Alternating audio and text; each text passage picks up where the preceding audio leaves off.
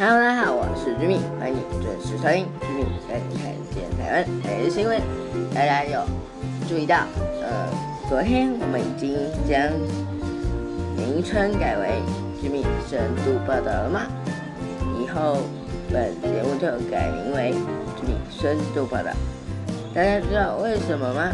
因为我们决定，因为听众朋友的回馈，那我们决定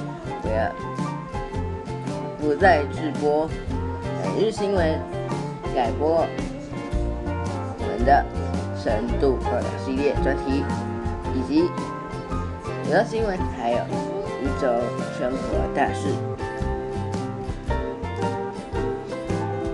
今天我们带你看到的专题是当停电警报响起。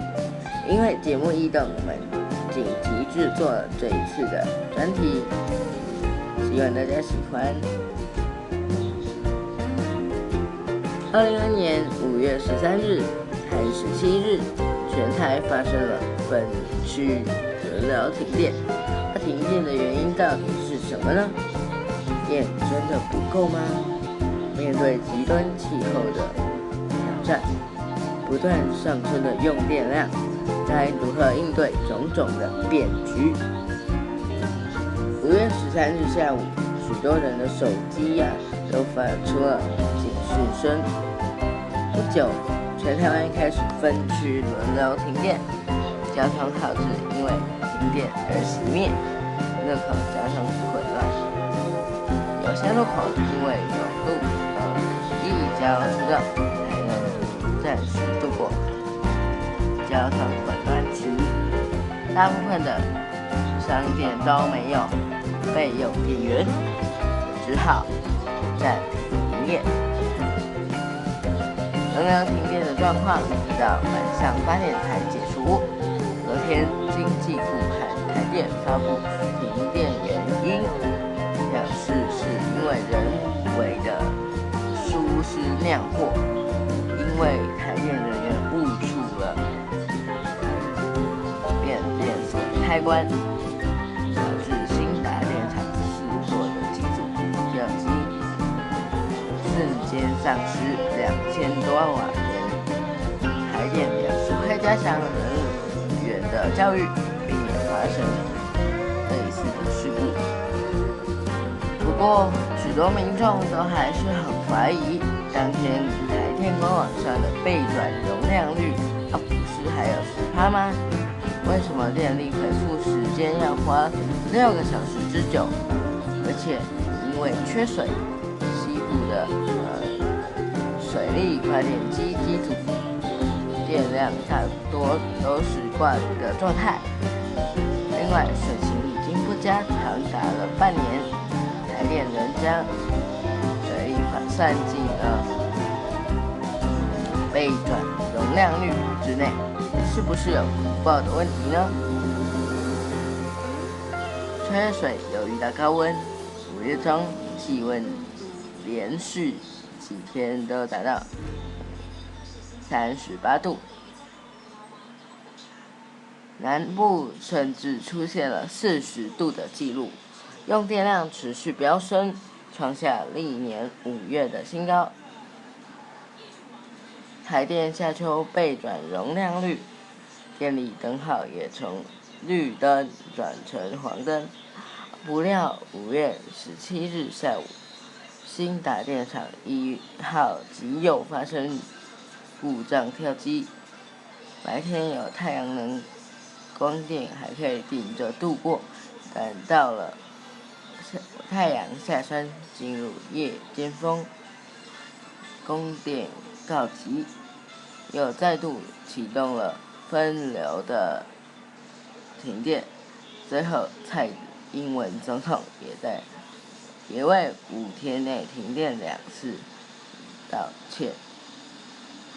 然而，当5月的用电量不断的上冲，但核三厂1号机和林口、台中、新达、大潭等5部大型机组都还在岁修，显示台电对用电量的推估已经失准，已经不能再因应现在的变化。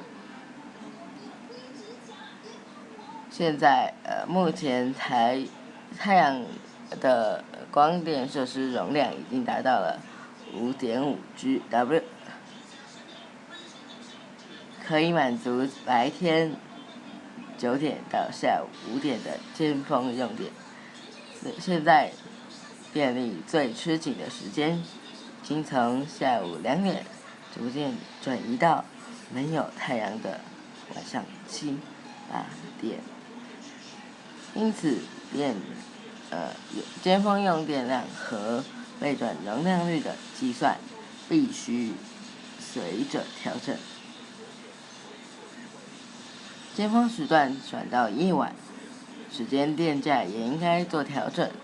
目前高压用电大户是采2段式或3段式的时间计价，电价最贵的是尖峰时期，电价最贵的尖峰时段还是在夏季的10点到12点，和13点到17点。这样的电价恐怕不利拨减夜尖峰的用电。需量反映的是消减了尖峰用电的另一个方法。参与的用电大户在前一天先竞标，如果第二天用电吃紧，台电会要求用电户降低用电量，等于是把电买回来哦。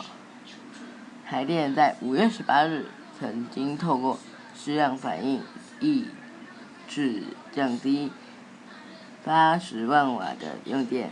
学者认为，未来需量反应规模应该扩大。另外，已经建置好的储能设备以及智能电表都应该尽快上场发挥功能。除了用电大户可以参与电力的交易，未来智慧电表如果扩范部件，一般用户也可以参与需量反应，及时抑低尖峰时间的用电。随着天气越来越热，空调的用电量也大幅的增加，许多耗电的老旧冷气也应该加速汰换。近年来，台湾的用电量需求不断的成长，2020年用电比2019年成长了2.1%，远高于10年平均。其中，工业用电占总用电量的60%以上。刚发布的电力供需报告更预估，未来每年将以2.5%的速度加速成长。电厂的兴建能跟上电力的成长速度吗？当停电、缺水的警报声再度响起，是不是提醒我们呢？水、电都是有限的资源，无法满足无上限的经济开发，以供定需回头管理需求的成长，才能解决根本问题。在这边呼吁大家，虽然放暑假了，记得还是要省水省电，让台湾不要再度面临前几次的状况。本集的节目到个段落，那不知道你喜不喜欢？如果你喜欢的话，记得在各大平台帮我按个赞，或者如果有任何的建议，可以留言告诉我，我会去看哦。那么呢，今天的节目就到这边喽。今天的节目是因为节目调整，将本集挪至周五播出，挪至周六播出。周六的娱乐新闻暂停播出一次，谢谢大家对我们的支持，我们会以更好、更精彩的节目呈现给您。玉米让你看见台湾每日新闻，我们下次再见喽，拜拜。